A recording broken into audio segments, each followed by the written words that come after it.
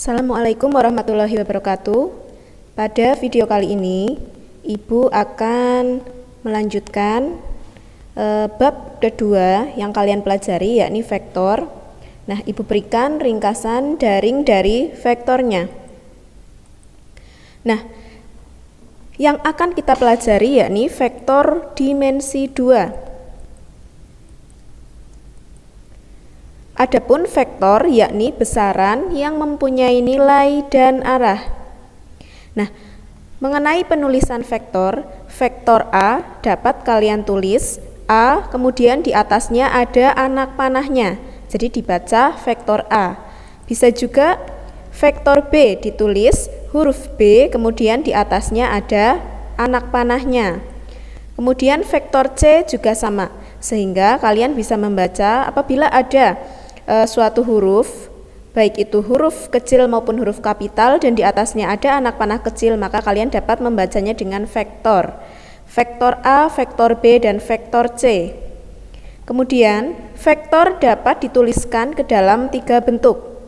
Ibu contohkan, bentuk yang pertama, vektor A dengan elemennya 2 dan 1 dituliskan dalam bentuk vektor baris. Kemudian yang kedua, vektor A dengan elemen 2 dan 1 dituliskan dalam bentuk vektor kolom. Nah, yang ketiga, vektor A dengan elemen 2 dan 1 dituliskan dalam bentuk kombinasi linier, yakni kalian hanya menambahkan huruf I dan J pada setiap elemen. Nah, kita masuk ke vektor dari 2 buah titik. Nah, Ibu berikan contoh. Diketahui titik P 1,-1 dan titik Q 2,1. Tentukan vektor PQ. Nah, di sini diperintahkan untuk dituliskan hasilnya atau elemennya dalam bentuk kombinasi linier. Maka untuk mengerjakan vektor PQ, kalian dapat melihat pada slide berikut. Di sini vektor PQ kalian dapat mencari dengan cara titik Q dikurangi titik P. Titik Q-nya 2 dan 1 dikurangi titik P-nya 1 dan min 1. Sehingga 2 dikurangi 1 sama dengan 1, 1 dikurangi min 1 sama dengan 1 ditambah 1, yakni 2. Nah, ini masih dalam bentuk vektor kolom. Karena perintahnya hasil dituliskan dalam kombinasi linier, maka kalian dapat menambahkan I dan J pada elemen 1 dan 2. Sehingga vektor P yakni 1I ditambah 2J. Kemudian dilanjutkan besar suatu vektor. Nah, bagaimana menentukan besar suatu vektor? Kalian dapat lihat pada slide berikut.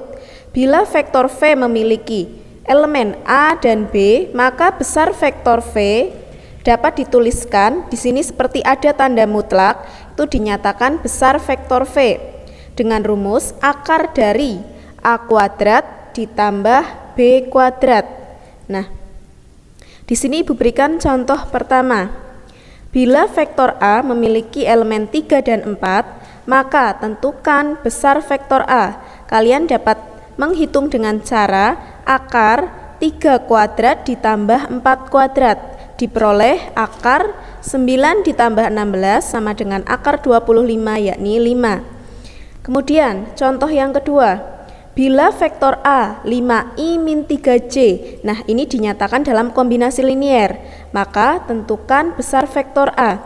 Jika kalian bingung, maka kalian bisa membayangkan kombinasi linier ini dalam bentuk vektor kolom ataupun vektor baris. Diperoleh besar vektor A sama dengan akar dari 5 kuadrat ditambah min 3 kuadrat, sehingga diperoleh akar dari 25 ditambah 9 sama dengan akar 34. Kemudian contoh ketiga, diketahui vektor W yakni dengan elemen 2 dan 1, maka tentukan besar vektor W.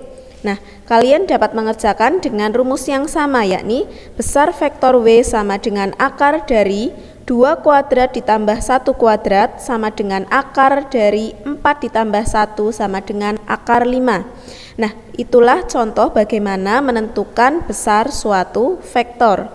Kita lanjut. Penjumlahan dan pengurangan vektor. Nah, jika diketahui suatu vektor V dengan elemen A dan B dan vektor W dengan elemennya P dan Q, maka vektor V ditambah vektor W kalian dapat menjumlahkan untuk elemen yang seletak. Nah, penjumlahan ini mirip seperti saat kalian belajar pada bab matriks ya. Kemudian jika vektor V dikurangi vektor W sama, kalian bisa mengurangi pada elemen yang seletak saja. Nah, Ibu berikan contoh di sini. Diketahui vektor V 2 dan negatif 5, sedangkan vektor W negatif 1 dan 7. Tentukan yang A penjumlahan vektor V dan vektor W, yang B vektor V dikurangi vektor W. Maka diperoleh untuk yang A hasil penjumlahannya yakni 2 ditambah min 1. Di sini diperoleh 1. Nah, kemudian min 5 ditambah 7. Di sini diperoleh 2. Kemudian vektor V dikurangi vektor W. Di sini 2 dikurangi negatif 1. Dituliskan di sini. Kemudian dijumlah karena di sini ada negatif dan negatif menjadi positif 3. Kemudian min 5 dikurangi 7. Dapat kalian tulis di sini sehingga diperoleh negatif 12. Nah, kita lanjut ke perkalian vektor. Perkalian vektor yang akan kalian pelajari ada 2 bentuk, yakni perkalian vektor dengan skalar. Skalar yakni bilangan biasa seperti biasa atau bilangan bulat. Ya, kalian sudah belajar perkalian matrik dengan skalar, maka di sini ada juga perkalian vektor dengan skalarnya.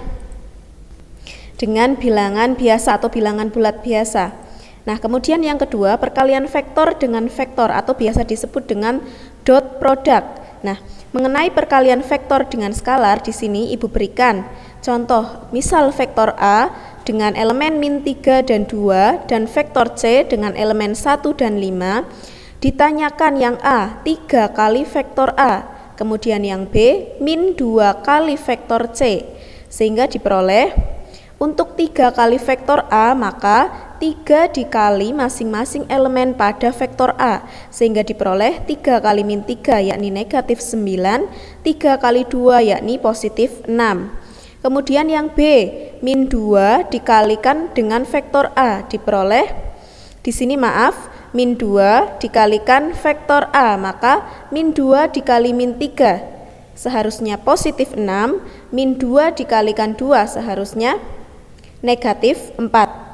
Nah, kalian dapat membetulkan untuk yang B pada buku tugas kalian. Min 2 dikali vektor A diperoleh min 2 kali min 3 yakni positif 6, min 2 kali 2 yakni negatif 4.